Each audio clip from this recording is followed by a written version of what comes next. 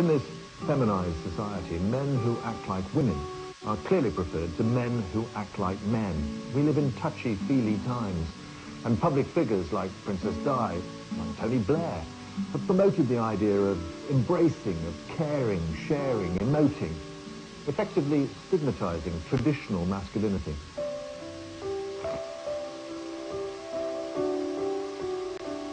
You know, in my lifetime, I've actually seen things that we valued from men be devalued. Toughness, strength, tolerance, the ability to not talk about something, the ability to let things be. The values associated with men have been said to be wrong, illegitimate, or undesirable.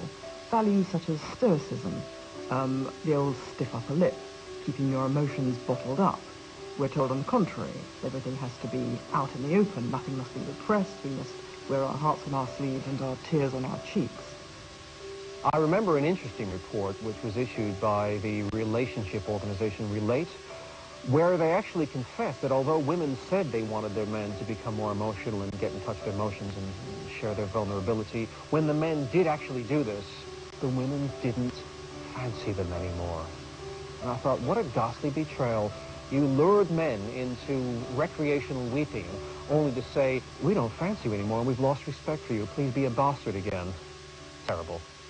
Britain's now got a cappuccino culture. And just as the simple, straightforward English cup of tea has been discarded in favour of continental frothiness, so the stiff upper lip of the traditional Englishman now looks completely outdated compared with freshly moisturised new man. Even the landscape around us is being feminised. Women have bars aimed at them, cars aimed at them. There are now decent pub lunches rather than curled-up sandwiches. All these things show that the growing economic power of women is ushering in an era dominated by females and feminine values. One male response has been reactionary, to dive headfirst into lad culture. Many younger men take refuge in beer, birds and football, much to the disgust of women. But is the fashion for laddism and loutishness a desperate cry for help from a drowning gender?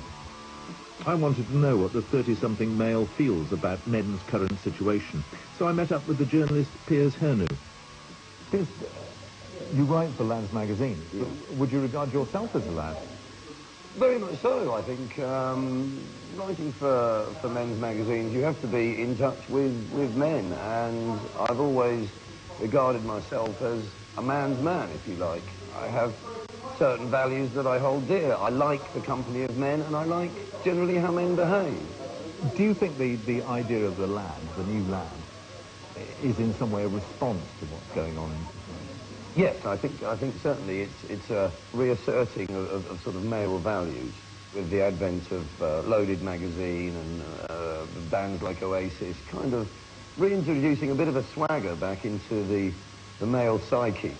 The serious point here is if society is being feminized, you know, what's happened to the middle ground for men of, you know, sort of stiff upper lip, reticent, decent, middle ground men? It doesn't leave a lot of room for manoeuvre because you're sort of vilified if you reject the new touchy-feely, let's talk about our feelings. But we never did talk about our feelings. It was always the male way to internalise them and let them be dealt with that way. There's nothing wrong with the stiff upper lip. There's nothing wrong with not wanting to talk about something or to, you know, go into some big group hug or to discuss my childhood or something like that. You know, it's like that. It just doesn't work, and I won't be forced into it.